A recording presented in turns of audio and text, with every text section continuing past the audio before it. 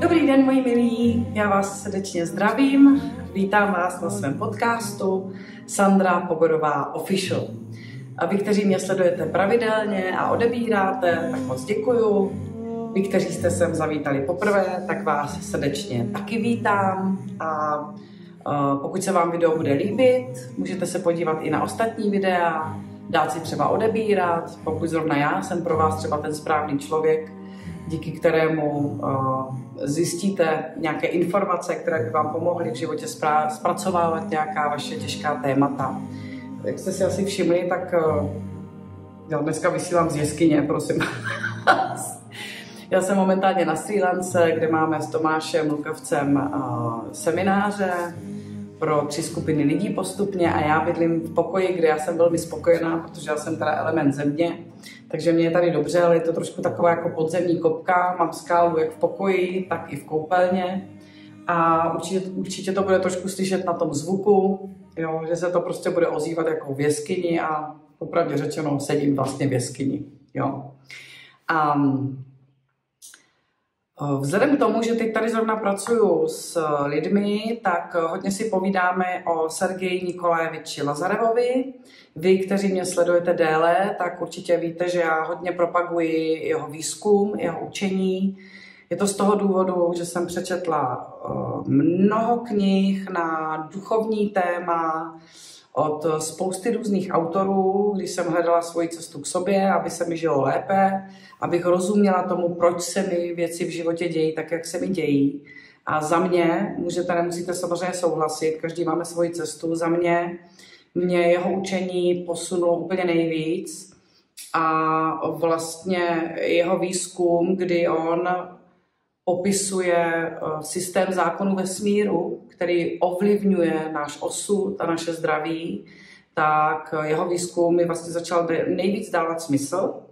A když jsem začala číst jeho knihy a pokoušela jsem se trošku přeprogramovat a začít fungovat podle jeho dobrých rad, tak můj život se opravdu od základu změnil. Upozorňuji dopředu, že je to cesta zdlouhavá, je to hodně o trpělivosti, o tom nespěchat, což v dnešní době a speciálně u nás na západě není úplně zvykem. Takže kdo hledáte nějaké rychlé výsledky a rychlé změny, ani se mnou nestrácejte čas, můj podcast určitě není pro vás. Jo. Kdo jste se rozhodli, že chápete život jako hru, ale zároveň školu a soustavnou vlastně práci na sobě, soustavnou práci na svém charakteru, na snažení se být stále lepší a lepší verzí sama sebe, abyste byli šťastní, tak myslím, že ten podcast je přímo pro vás. Co se týká Sergeje Nikolajeviče Lazareva, tak je to, prosím vás, ruský léčitel, vědec, který několikrát navštívil i Českou republiku. On už teď do ciziny nejezdí, mu přes 70, napsal všechno do svých knih. Když budete chtít, doporučuji vám podívat se na e-shop sergej-lazarev.cz. Je tam všechno o něm napsáno, dají se tam pořídit záznamy jeho přednášek na DVD, CDčka s načtenými jeho knihami. Já nejvíc doporučuji číst jeho knihy a je tam i možnost objednat si webinář, na webináře na různá témata, kterým já taky procházím a to opravdu vřele doporučuji. Je to úžasný, spravuje to Olinka Dunajevská, ten e-shop, která je v přímém kontaktu se Sergejem Lazarevem. Olinko, já ti tímto zdravím, dlouho jsme se neviděli, ale určitě se ti ozvu. Tak. Já teďka, jak tady pracuji s lidmi, tak si hodně povídáme o Sergeji Lazarevovi. Pro spoustu lidí je to úplně nové. A často se setkávám, nejenom tady, ale i na svých přednáškách s tím, že lidé mají velký problém číst jeho knihy. Prosím vás, komu z vás už se to děje, že jste si třeba na základě mého doporučení pořídili nějakou knihu od pana Lazareva a špatně se vám to čte, jo, a nerozumíte tomu, tak podívejte. Tak jako říkám vždycky, v prvé řadě, ať se děje, co se děje, buďte k sobě laskaví. Nemějte pocit, že pokud vás ty knihy neoslovily nebo že jim nerozumíte, neříkejte si, prosím vás, nevynášejte nad sebou žádné soudy, že jste hloupí, že jste asi na nějaké nízké úrovni, když tomu nerozumíte a tak dál. Jo. Mně se u spousty knih stalo, že jsem prostě je vzala do ruky dřív, než bylo třeba, odložila jsem je do knihovny a po nějaké době jsem se k ním vrátila. Mezitím jsem prošla různými těžkými životními situacemi a najednou mě ty knihy oslovily. Takže vím, že se Sergej Lazarev nečte úplně nejlehčeji, proto vlastně dělám i tady ta videa, kde si myslím, že hodně polopatě a jednoduše se snažím vysvětlit to, co on píše ve svých knihách. Pro mě je jedinečný opravdu v tom, že on naprosto do detailu sepsal soubor zákonů vesmíru, které opravdu řídí náš osud a naše zdraví. Já ho mám ráda z toho důvodu, že on nehlásá jenom nějaké teorie, ale on opravdu velmi dlouhou dobu byl vlastně aktivní léčitel. Jo. On léčil lidi. V jeho knihách, což mám právě ráda, je kromě té teorie, jsou tam konkrétní příklady klientů, co řešili, co se jim dělo. Sergej Nikolajevič jim vlastně vysvětluje, kde je kámen úrazu, jakým způsobem k sobě mají přistupovat, jakým způsobem sami se sebou mají pracovat. A on opravdu léčil a léčí pouze modlitbou, odpuštěním, prací na svém charakteru. Není potřeba brát žádné medicamenty, není potřeba chodit prostě ještě k někomu, kdo by vám pomáhal. Pokud jste opravdu připraveni na sobě pracovat, cítíte, že chcete něco změnit, tak on vlastně veškeré své učení, veškeré to know-how, ten výzkum svůj napsal do svých knih. Jo? A já vím od vás, že vám hodně pomáhá, když já v některých těch videích ty jeho knihy beru, čtu z nich a dovysvětluji takzvaně úplně jako dopodrobna, o čem ta která věta je, protože opravdu si pamatuju, že já když jsem začala číst jeho první knihu z edice Diagnostika karmy, tak já jsem 2/3 z toho nerozuměla, ale cítila jsem instinktivně, že ta 1/3 těch informací, které rozumím, je pro mě tak zásadní, že jsem dál pokračovala ve čtení jeho knih. Dneska už ty knihy čtu, myslím, bezmála 15 let, už je mám všechny přečtené, jedu znova a dělám to proto, že pracuji s lidmi. Takže vím, že je potřeba neusnout takzvaně na vavřínech, stále na sobě pracovat. Jsem úplně obyčejná, normální ženská, která se také dostává do konfliktních situací. Je pravda, že už je to hodně málo, můj život se opravdu jako od základu změnil a mým primárním cílem je, abyste žili takový šťastný a spokojený život, jako teď žiju já, a velmi naplněný. Jo. Vím, že ještě, to mi také často lidé říkají, mají problém s tím, že Sergej Nikolajevič Lazarev často ve svých knihách vlastně mluví o Bohu, o křesťanství. Ale pozor, sám upozorňuje, že křesťanství nemá s náboženstvími, speciálně třeba s katolickou církví, vůbec nic společného. Že jsou to opravdu 2 rozdílné věci. Já jsem s tím taky ze začátku měla problém s tím slovem Bůh. Já jsem si přesně představovala, že to je nějaký dědek na obláčku, který trestá. Jo? Víte, je potřeba si uvědomit, že naše duše, která je nesmrtelná, je věčná, tak prochází mnoha životy a ve spoustě těch životů na nás bylo napácháno různými církvemi zlo, takzvaně ve jméně Božím. Víte, a naše duše si to pamatuje. My to máme takzvaně jako když v DNA. Takže pokud se vám tohle děje při čtení těch knih, jo, nebo se vám to stalo a tu knihu jste jako museli odložit, že vám to nedělalo dobře, doporučuji, dosaďte si místo slova Bůh cokoliv, co je vám milé. Zdroj, univerzum, všehomír, cokoliv. Jo? Tak. Dneska bych vám chtěla číst knihy, kterou mám tady právě teď na seminářích, používám ji, čteme si z ní s lidmi, rozebíráme to, má to na ně nádherný dopad. A je to kniha z edice Zdraví člověka, což je poslední vlastně soubor knih, které napsal. Čtou se nejjednodušeji ze všech. Tajemství šťastné rodiny.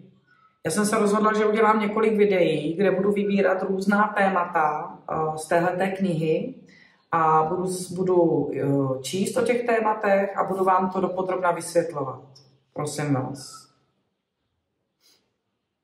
Všechno, co tady říkám, pokud se vám to nelíbí, nemusíte s tím souhlasit. Máme všichni svobodnou vůli si vybrat, jakou cestou se budeme ubírat a kdo pro nás bude ten správný zdroj informací, který nám dělá dobře v daném nastavení našem a který s námi ladí. Jo? Takže to říkám vždycky, pokud to pro vás není, netrapte se tím. Vypněte video, zkuste kouknout na někoho jiného, jo? Co pro vás třeba bude v daný moment jako zkousnutelnější. Jo? Tak. Dneska jsem si říkala, že si povíme něco o oběti, o schopnosti obětavosti. Ano? Takže budu číst úryvky z knížky a budu dovysvětlovat.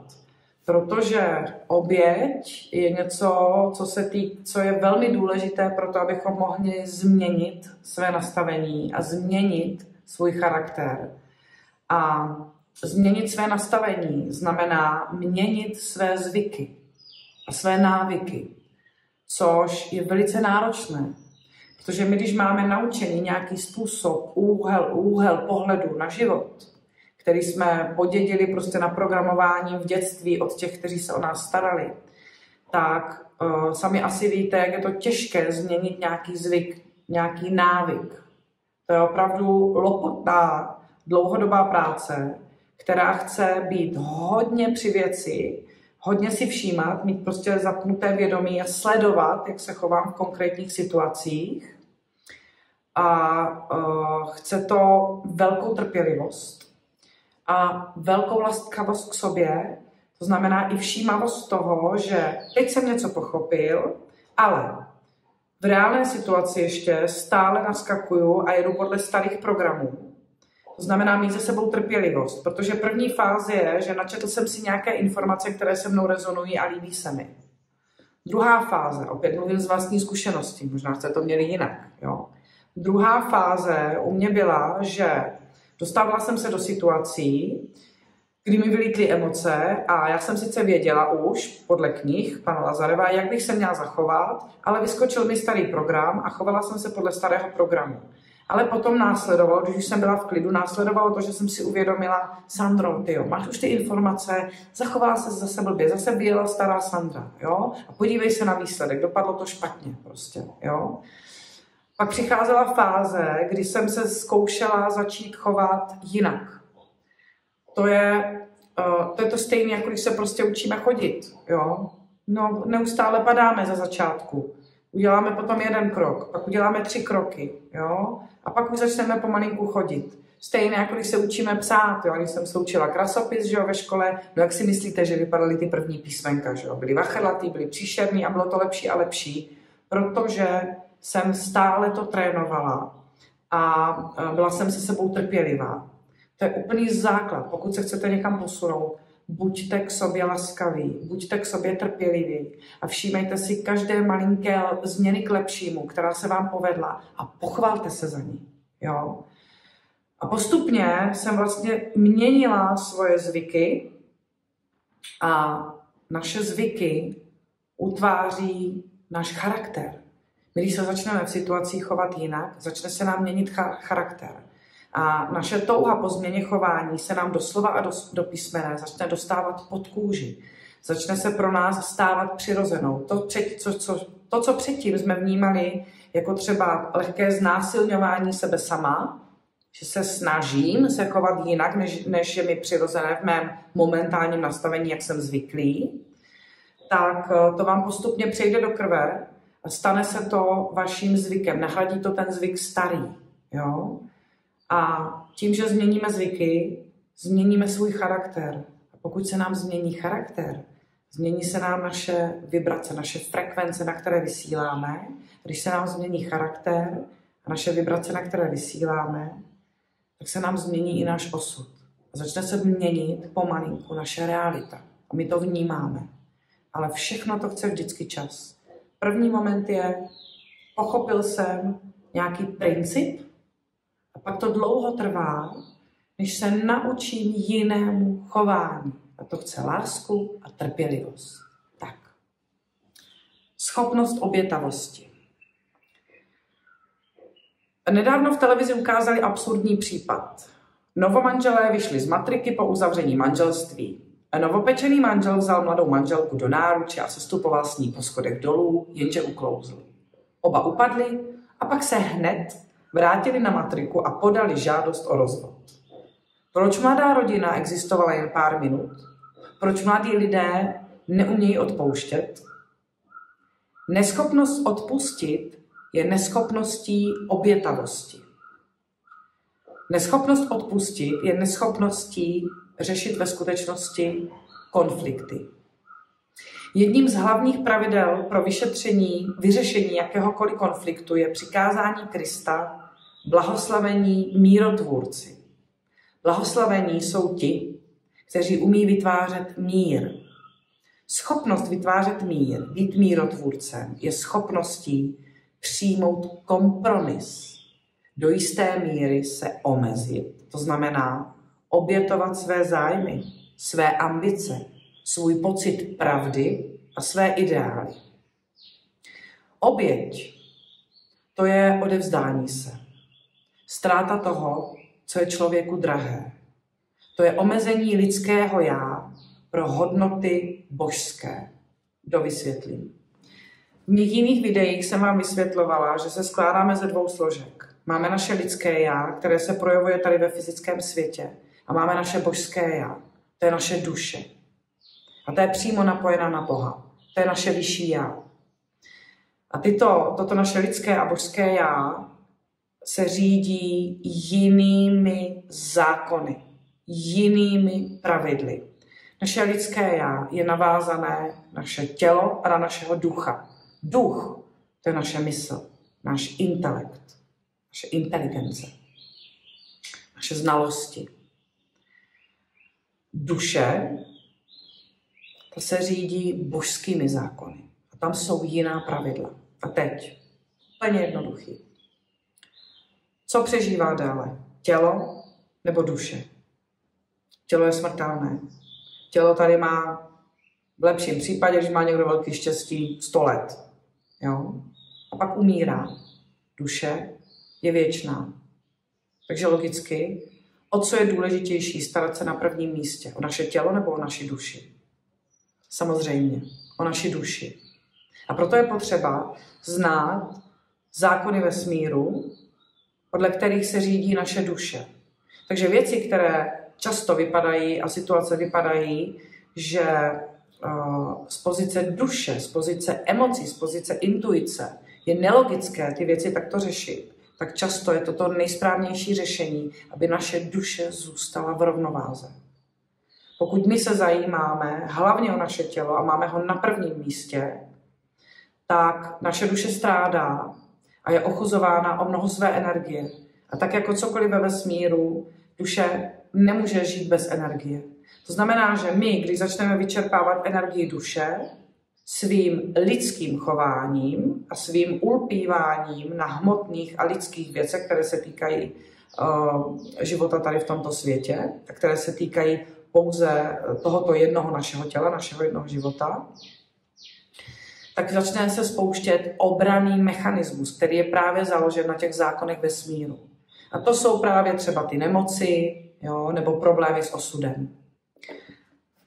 Takže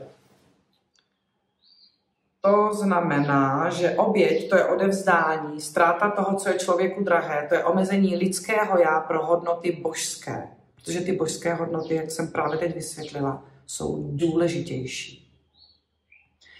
Univerzální mechanismus pro překonání hříchu je půst a modlitba. Půst je oproštěním se od vlastních tužeb, tedy oběť dobrovolná.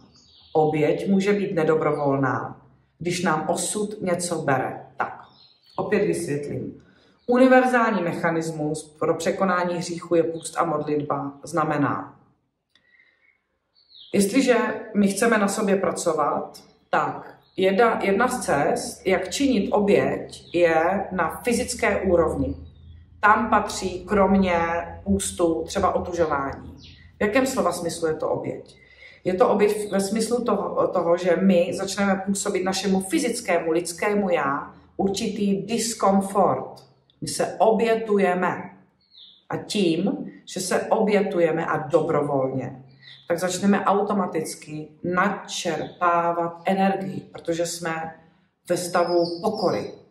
Protože kdo se třeba otužuje, tak ví, že vlézt do studené lázně, to chce opravdu odvahu. To chce překonávání se, jo? Že já to tělo na nějakou dobu vystavím tomu chladu, což je diskomfort. To znamená, já v ten moment činím oběť. A činění oběti je vždy očišťující. A je vždycky lepší, když tu oběť činíme dobrovolně. Jo? A na druhém místě bylo modlitba. Opět. Modlitba, pokud se správně modlíme, to znamená, nepožadujeme po Bohu, dej mi zdraví, dej mi dobrou práci, dej mi partnera, protože to je kupčení s Bohem. To opět, když k Bohu přistupuji a napojuji se na něj a žádám o tyto věci, to spousta lidí neví, tak ve skutečnosti dávám Bohu najevo, pro Bože, pro mě je důležitější tělo a můj lidský život, než moje duše. Pokud se správně modlíme a přistupujeme k Bohu, tak my bychom se měli modlit za záchranu naší duše, protože, jak už jsme si řekli, duše je věčná, kdežto tělo je pomíjející. Takže k Bohu bychom se měli modlit tím způsobem, že můžeme říci, milý Bože, dopřej mi, abych ve své duši pocítil více lásky. Jo? To už zní přece úplně jinak, než Bože, dopřej mi dobré zdraví. Jestliže víme, že nemoc, ku příkladu, jo, nějaká nemoc, je blokací našeho nesprávného chování, tak jestliže my nepochopíme, proč nás ta nemoc navštívila a modlíme se, aby nám ji Bůh odebral, aby nám dal zdraví, tak vlastně Bohu dáváme najevo, milý Bože, nehodlám procházet zkouškou, kterou si mě vystavil, proto, aby se moje duše očistila. To je přímý útok na vlastně zákony vesmíru. Přímý útok na Boha. To je sebedestrukce. Jo?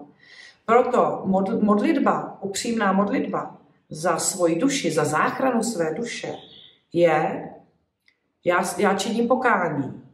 A tím já vlastně dávám nějakou oběť energetickou. Jo?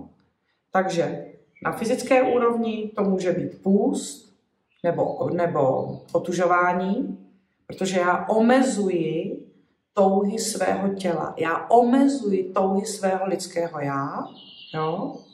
A modlitba, to je opět, já prosím za záchranu své duše. Já chápu, že moje duše je pro mě důležitější, než to, co se mi zrovna děje v hmotném životě a co se mi nelíbí. Já tím dávám najevo, milý Bože, já respektuji, že toto je zkouška, která je dobrá pro moji duši, a já ji chci projít. Univerzální mechanismus pro překonání hříchu je půst a modlitba. Půst je oproštěním se od vlastních tužeb, tedy oběť dobrovolná. A oběť může být dobrovolná a nedobrovolná, když nám osud něco bere. Existuje oběť fyzická, ale také oběť energetická. Energetická oběť je omezování vlastních tužeb a přání. Teď jsme si to vlastně vysvětlili, jo? Na té modlitbě a na tom půstu a na tom otužování. Když odpouštíme těm, kdo nám ukřivdili, usmíříme se s těmi, kteří jsou na nás uražení, to je oběť. Do jaké míry se oprostíme ode všeho, odpustíme všem, do té míry je naše modlitba účinná. Jo? To je ta energetická oběť. Když se však člověk obrací k Bohu s modlitbou, aniž by se oprostil od svého já, od svého lidského já, pak se modlí ve skutečnosti za posílení svého života, za svůj blahobyt. Proto se nemodlí k Bohu, ale k mamonu. To je to, o čem jsem před chviličkou mluvila. To je to kupčení s Bohem. Jo? Aby modlitba byla opravdová, měla by naše duše být otevřená Bohu. K tomu, aby duše ožila, Musí zemitá složka člověka zmlknout a ustoupit do pozadí. To znamená, to naše lidské já, to se musí dát teď stranou, protože není tak důležité jako naše duše. K tomu dochází prostřednictvím oběti, nedobrovolné nebo dobrovolné, prostřednictvím utrpení, oproštění se a odpuštění.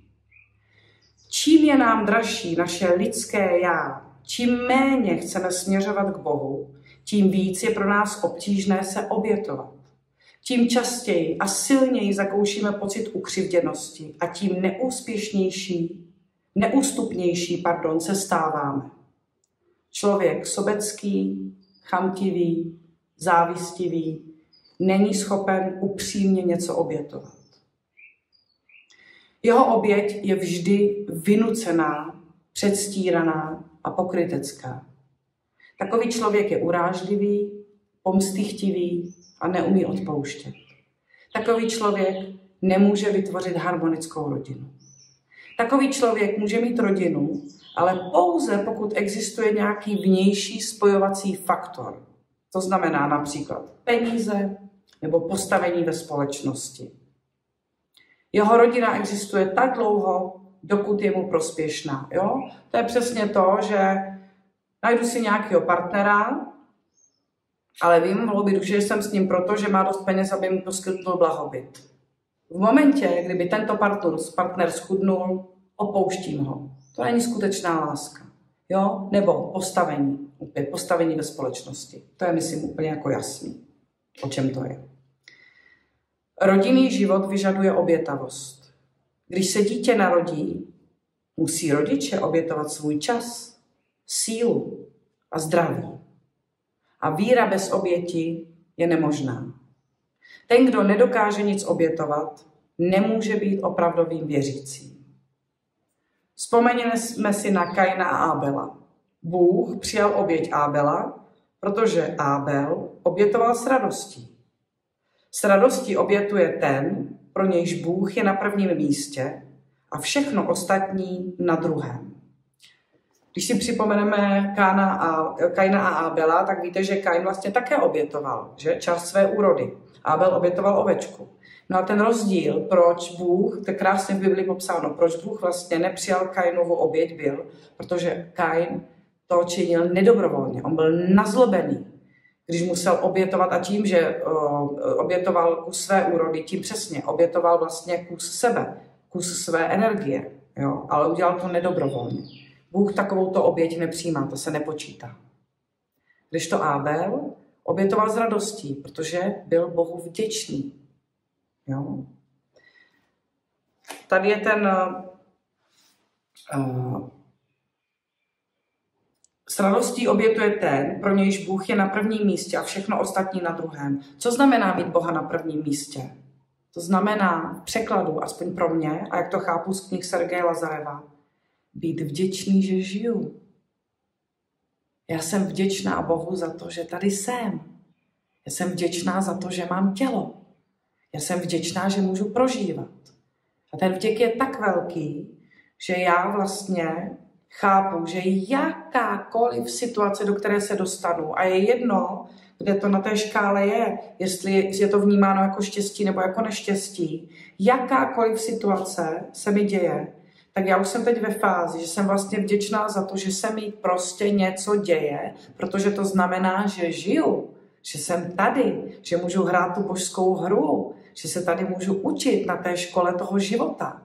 Prostě vděk za samotný život, za to, že mi byl dán. Jo? Že Bůh vdechl nám život, že tělo je z hlíny a Bůh nám vdechl ducha. Jo? To znamená, věřit v Boha, mít ho na prvním místě, znamená milovat život a být za něj vděčný. Jedna z nejtěžších obětí je oběť spravedlnosti. Jak vypadá taková oběť? Člověk, který se domnívá, že má pravdu, přesto odpustí tomu, kdo se nesprávně zachoval, přistoupí na kompromis a společně nalézají vzájemně přijatelná řešení. Víte, v našem životě Abychom se rozvíjeli, je potřeba konflikt. Bez konfliktu se nerozvíjíme. Jakmile se dostaneme do nějakého konfliktu, tak nám to působí stres. Jo? A teď, stres sám o sobě není škodlivý. Škodlivé je, pokud na stres zareagujeme špatně.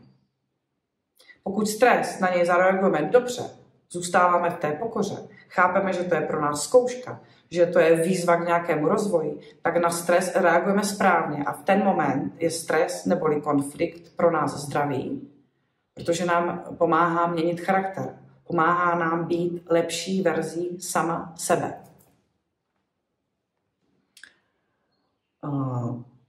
Ano, to znamená, že my, když procházíme nějakým konfliktem, tak život je v dialektice, jo, protikladech. Tak, to je zákon konfliktu a vůbec tady života na světě a nějakého vzestupu je v té dialektice.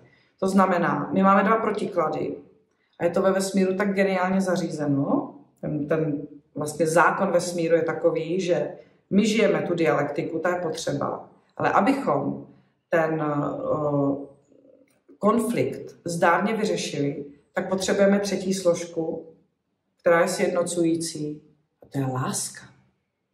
To znamená, že pokud já mám lásku k životu, tak chápu, že vším, čím procházím, že je to pro mě dobré. A v ten moment se snažím ten konflikt s láskou vyřešit.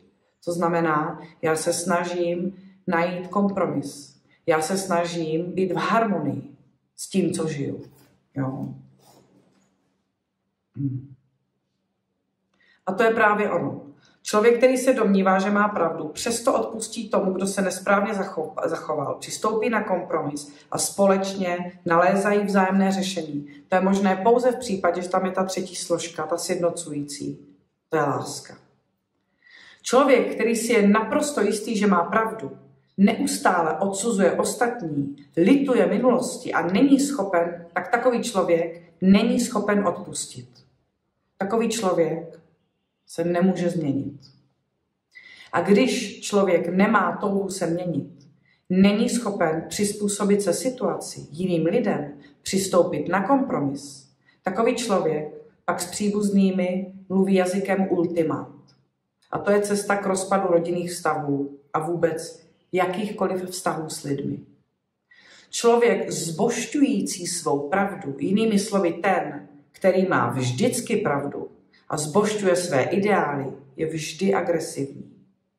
Nejdřív je agresivní zvnějšku, ale potom už i uvnitř. To znamená, nejdřív je agresivní jenom jeho lidské já, ale pak začne být agresivní na úrovni duše. A to už je nebezpečné.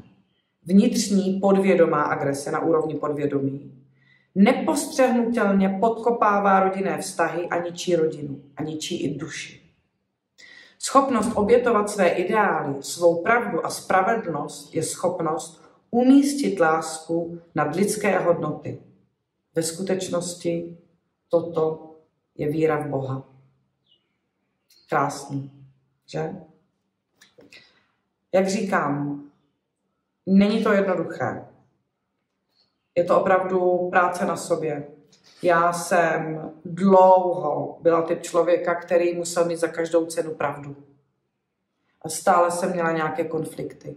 Víte, člověk, který je přesvědčený, že má vždy pravdu, takový člověk má pocit, že všecko ví, že ví, jak svět funguje, jak věci mají být. No a proč by se potom teda měnil? Takový člověk je ve velkém ustrnutí a ubližuje vlastně sám sobě. Jo? Tak. Chtěla jsem přečíst, ano, další kousek z téhle úžasné knížky Tajemství šťastné rodiny. Kristus říká v jednom přikázání: blahoslavení budiš lkající. Někteří lidé to chápou doslova. Musíme plakat a pak bude vše v pořádku. Ve skutečnosti ti lkající, jež jsou blahoslavení, jsou lidé, kteří dokážou obětovat minulost, kteří umějí ztrácet. Pokud se cítíme ukřivdění a chceme se pomstít, budeme mít suché oči a nezačneme plakat. Jestliže však v tom, co se stalo, vidíme Boží vůli, potom plakat budeme. Kdo tedy pláče? Člověk, když se cítí slabý. Když člověk vidí Boží vůli ve všem, potom chápe, že ve skutečnosti mu ukřivdil Bůh. Má v očích slzy, nemá touhu se mstít, ale přijímá to, co se stalo, opouští minulost, obětuje ji. Prosím vás, to, že mu ukřivdil Bůh, neznamená, že by se ten Bůh spletl. To znamená, že ten člověk si uvědomuje, že se mu děje, že má pocit, že se mu děje křivda skrze situaci, skrze nějakého člověka. To znamená, že ten, kdo věří v Boha a chápe, že vše je od Boha a je to pro jeho duši vždy očistný proces, ať se děje, co se děje, tak on chápe, že ten, kdo mu křivdí v daný moment, nebo od koho má pocit, že je mu konána křivda, není ten člověk. Že to je Boží práce. Takhle je to myšleno. Jo? Není to myšleno jako, že mu křivdí Bůh, jako, že Bůh se plete. Je to myšleno tak, že ten pocit, že je nám křivděno, nepřichází ve skutečnosti od toho člověka, od toho aktéra, který nám to zprostředkovává, ale že to je od Boha a že to je pro nás velmi dobrý, zdravý, očistný proces, protože naše duše někde vybočuje, je v nerovnováze.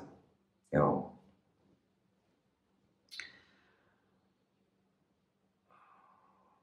Když člověk vidí Boží vůli ve všem, potom chápe, že ve skutečnosti mu ukřivdil Bůh, má v očích slzy, nemá touhu se mstít a přijímá to, co se stalo, opouští minulost a obětuje ji. Každá křivda je vlastně energeticky zničení, ztráta, oběť. Když člověk pláče a nechce se mstít za křivdu, znamená to, že činí krok směrem k odpuštění, k tomu, aby tuto oběť z nedobrovolné změnil na dobrovolnou. Ve své podstatě je to krok k záchraně duše. Co to je změnit oběť z nedobrovolné na dobrovolnou? Já nějakým způsobem žiju, nechci se napravovat. Stane se mi velmi nepříjemná situace. Já mám v sobě pocit křivdy. Najednou, pokud chápu Boží zákony, pochopím, že to, co se mi stalo, byl obranný mechanismus. Bylo to pro záchranu duše. A pokud to pochopím a opláču si to, co se stalo, tak to zároveň pouštím. A v ten moment já nastupuju vlastně cestu ke změně svého charakteru, k jinému přístupu. Já to oplakávám, to, co se stalo. A to znamená, že já začínám činit oběť dobrovolnou. A to je přesně to, na co vesmír slyší. V ten moment se mohou vypnout donucovací prostředky, které byly nedobrovolnou obětí. Jo? Když naopak nepřijímáme to, co se stalo, když litujeme minulosti, nedokážeme odpustit něco v minulosti, pak se u nás objevuje touha pomstít se. A to je velmi nízkofrekvenční emoce. Člověk, který ztrácí víru a nepřijímá Boží vůli, nepřijímá nejen minulost, nepřijímá ani přítomnost. To znamená, že je podrážděný a rozlobený. A nepřijímá ani budoucnost, tedy upadá do sklíčenosti, pesimismu a zakouší strach. Prostě ten, kdo není ochoten na sobě pracovat a všechno bere pouze z úrovně svého lidského já a ne svého božského já, tak ty průvodní znaky takového chování jsou lítost nad minulostí, nespokojenost s přítomností a strach z budoucnosti. Pokud se vám toto děje, tak je to nádherný ukazatel toho, že vlastně nejdete do hloubky, že se nestaráte o svoji duši. Jo? Zatím. Všechno se může změnit. Je to jenom na vás. Tyto vlastnosti charakteru působí na rodinu ničivě. Rozpad rodiny a oslabení víry totiž vzájemně souvisejí. Jestliže ztrácíme pochopení, že láska k Bohu má být vždy na prvním místě, že jsme božští ve své podstatě, že se máme rozvíjet a tak se připodobňovat nejvyššímu, že se v každém případě nemáme zříkat lásky, tehdy naše lásky v duši, tehdy naše já, lidské já, vystupuje do popředí. Ale naše já, to už není láska, ale lidská důstojnost, lidské poznání a pocit vlastní pravdy. Když se takové lidé setkají a stanou se manželi, začne mezi nimi konkurence. Každý se snaží uhájit svoji pravdu. Podřídit se, ustoupit, dokonce i v drobnostech, přistoupit na kompromis. Takoví lidé jednoduše nejsou schopni. Nakonec tento vyčerpávající boj o vedoucí postavení oba manžele vyčerpá a přivede až k rozvodu. Jo? To se netýká samozřejmě jenom partnerských vztahů. To se týká vztahů v práci, které se pak stanou nefunkční. To se týká vztahů přátelství, která se pak rozpadají. Aby v rodině byla zachována jednota, je nutné dodržovat první přikázání, které zní: miluj Hospodina Boha svého z celého srdce, celou myslí a vší silou. To je to, co jsem říkala. Miluj život a buď vděčný, že tady jsi, ať se děje, co se děje. Pokud zapomeneme na toto přikázání, v takovém případě se nám lidská láska stane nebezpečnou, protože tento cit se nepozorovaně změní v připoutanost a vášeň a začne milovaného člověka zabíjet. To je to, o čem mluvím v jiných videích. Víte, je velmi důležité dodržovat ten správný žebříček hodnot. Pokud my milovaného člověka postavíme na první místo nad Boha, začínáme na něm ulpívat. A tím, že na něm ulpíváme, že ho máme na špatném místě v tom žebříčku hodnot, my začneme ubližovat jeho duši. A v ten moment opět se musí spustit obranný mechanismus. To znamená, že ten partner se nám musí v přeneseném slova smyslu nějakým způsobem zhnusit. Jo, začnou hádky, začne nás podvádět, nebo nás dokonce musí opustit, aby jsme ho sundali z toho piedestalu a pochopili jsme, že na prvním místě máme mít lásku k životu, lásku k Bohu. Sama nenávist k blízkému člověku je méně nebezpečná než připoutanost. Nenávist můžeme pocítit a pak se vůči ní uzavřít. Je však nesmírně obtížné uzavřít se vůči připoutanosti, a proto vnitřní připoutanost a zbožtění zabíjejí milovanou osobu mnohem rychleji než nenávist. Vnitřní připoutanost se pak velmi rychle mění v nenávist. K tomu dochází pro záchranu milovaného člověka. A nenávist se proměňuje v nemoci, hádky a rozvody. Dovysvětlím, ještě dopodrobna. Když nás někdo nenávidí, je tam mezi námi silné pouto, protože to je silná energie. Ale to přesně vidíme, někdo nás nesnáší, nemá nás rád, tak my automaticky si vlastně činíme ochranu před takovým člověkem. Jo? Snažíme se mít od něho odstup. A to přesně znamená, že vlastně ta nenávist je méně nebezpečná, protože je krásně vidět. Je méně nebezpečná, než když nás někdo zbožťuje, doslova zbožťuje, takže nás postaví na to místo, kde má být náš vztah k Bohu a snese by nám modré z nebe a to se velmi špatně rozklíčovává, protože to je každému příjemný. Jo? Ale pokud se toto děje, tak ten člověk ve skutečnosti na nás ulpívá a často má pocit, že my jsme prostředkem jeho štěstí. Ne. Štěstí to je vždycky na nás samotných. Jenom my sami můžeme sebe udělat šťastnými. Jinak ten princip prostě nefunguje. Jo? Aby bylo možné dodržovat první přikázání, je nutné se naučit myslet dialekticky. Potřebujeme se naučit milovat i to, co se nám nelíbí. To je určitý druh oběti opět. Schopnost milovat i nepřátele poskytne partnerovi schopnost milovat manžela nebo manželku, kteří se zachovali jinak, než jsme očekávali. Neměli pravdu, anebo nám ukřivdili. Protože největším nepřítelem je ten, kdo nám přináší tu největší bolest. A největší bolest nám přinášejí právě naši nejbližší. Složitý, že? Naši nejbližší nám rozklíčovávají naše hlavní nejtěžší témata v životě, protože jsou nám právě že nejblíž. A oni nám přinášejí vlastně největší zkoušky, tím pádem nám působí největší bolest. A my je z lidského úhlu pohledu, pokud se na to budeme dívat z lidského úhlu pohledu, my je v ten moment považujeme za největší nepřítele. Umění milovat to, co se nám v tuto chvíli nelíbí, je schopností prožít správně konflikt. Už víme, že konflikt je, že nás rozvíjí, že ho správně uchopíme. Prožít správně konflikt a řešit jej. Je to schopnost rozvíjet se, aniž bychom ničili ostatní nebo sebe. Proč je tak těžké přiznat, že jsme něčím vinni? Pokud se člověk uzná za vinného, tedy že nemá úplnou pravdu, znamená to, že je připraven se změnit, pozměnit svůj názor. Pyšný člověk však často raději zemře, než by se změnil. Když se člověk není schopen změnit, když je to pro něj velmi obtížné a bolestivé, pak je pro něj snazší neustále hájit svou pravdu. Pouze ten, kdo má lásku ve své duši, se může změnit. Ale pro pohana neboli bezvěrce, který nevěří, že je Bůh, že ho má mít na prvním místě,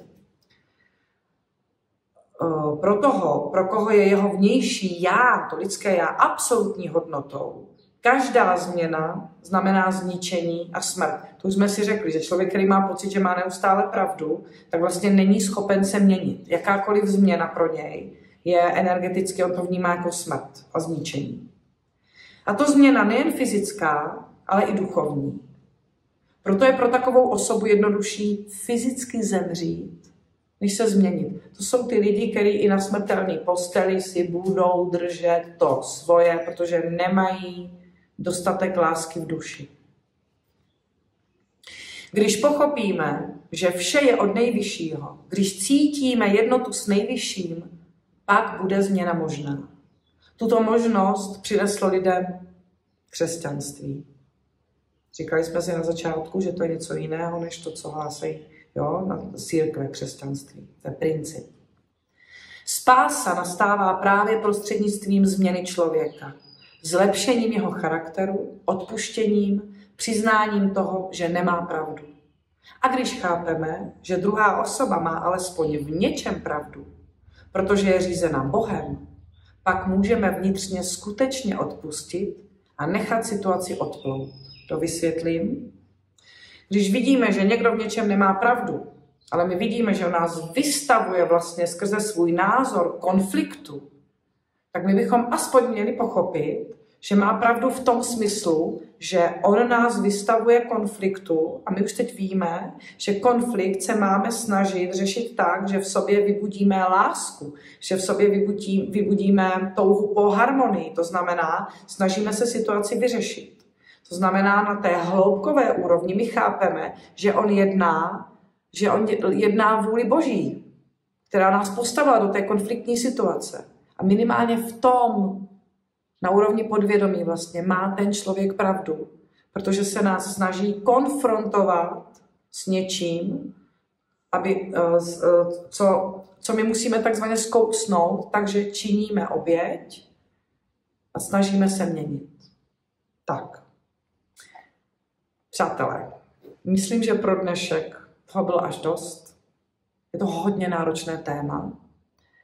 Doufám, že jsem to, co píše pan Lazarev, s čím naprosto souzním, že jsem vám to tady dokázala podat pochopitelnou formou. O tom jde. Jediný můj záměr. Jo?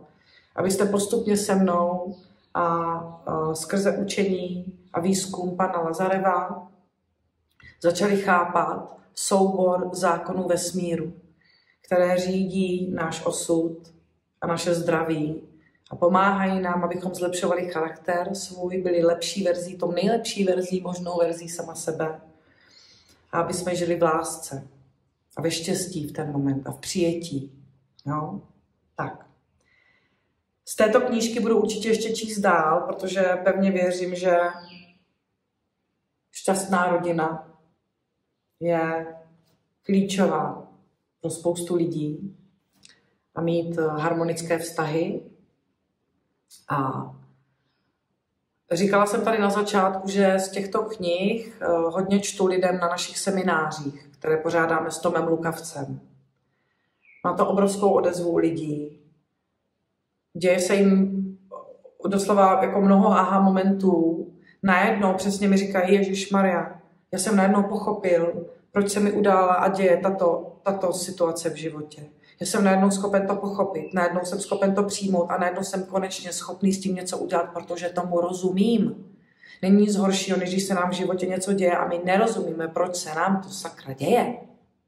Proto je dobré znát zákony vesmíru. Aby jsme rozuměli tomu, co se nám děje a na čem máme popracovat. Takže pokud se vám třeba zrovna toto video líbilo, tak srdečně vás zvu na nějaký retreat, neboli seminář, které pořádáme s Tomem. Dám pod video odkaz na zákony bohatství / retreat. Jezdíme po celém světě, zrovna teď jsme na Srí Lance. Teď nejblíž, co chystáme, je poušť, která začne v prosinci 2024, bude trvat až do konce ledna 2025. Budeme tam mít celkem 5 skupin po 15 lidech. Hodně rychle se to zaplňuje teda, že ta poušť, o to mají lidi hodně zájem. Máme v plánu v příštím roce, pokud všecko klapne, udělat retreaty na Bali. Tam by měly být 4 skupiny. Potom chystáme Indii, tam to bude spojeno s poutní cestou. Ten, kdo někdy šel nějakou poutní cestu, já jsem třeba absolvovala cestu do Santiago de Compostela, mohu vám to jen doporučit, protože pomalá chůze, kterou konáme 1, 2, 3, 4 dny, dostává nás do hluboce meditativního stavu, vlastně odpojuje vědomí a aktivuje podvědomí. A v podvědomí máme uloženy všechny ty programy. Tam je potřeba, s tím je potřeba pracovat. Jo? Takže Indie. Tak, další věc, co se teď chystá na podzim, Tom bývá v České republice velmi málo. Letos tam bude na podzim a budeme jezdit spolu besedy. Takže dáme i tady pod video, dám odkazy na besedy.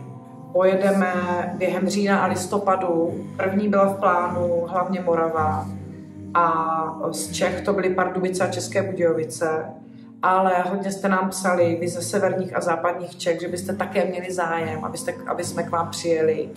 Tak prostě jsme se domluvili, že Tom vydrží v České republice ještě o měsíc díl, to znamená až do listopadu. A v listopadu teď plánujeme, že bychom udělali nějaké výjezdy s naší besedou do severních a západních Čech. Takže když to všechno klapne, tak se potkáme s vámi i tam. Moc se na to budeme těšit. Já dám odkazy tady pod video a ještě doplňující informace, kdo máte sociální sítě, Instagram, Facebook, tak sledujte naše Tomovy a moje sociální sítě, protože tam dáváme vždycky ještě upozornění. Já vedle toho ještě jezdím sama přednášku, která se jmenuje Úhel pohledu. Možná jste už někteří na ní byli, protože zvou mě znova na místa, kde už jsem byla. A taky, nevím to teď z hlavy, ale dám na svoje sociální sítě, dám kde budu, jo? Kde se můžeme potkat.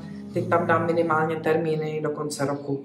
Úhel pohledu, to je přednáška, kde teda jezdím sama, bez Toma, ale ty přednášky bývají vždycky velmi zajímavé, protože já vždycky vyzývám i diváky, aby sdělovali svoje příběhy tam. Často se to vlastně přehoupne do takové vzájemné debaty. Je to úžasný, mám to moc ráda a musím říct, že mě to hodně naplňuje. Lidé se mi na přednášky vrací a už mi i hlásí, jak jim to různě mění život. A mě to činí šťastnou, protože mám pocit, že dělám teď konečně v tom svém životě to, co mám, že plním své poslání. Jo? Tak. Dneska vám děkuju moc za pozornost. Opatrujte se, mějte se nádherně a jak vždycky říkám, nezapomeňte k sobě být laskaví. Vždycky za každých okolností buďte k sobě laskaví. Nelámejte nad sebou hůl. Jo?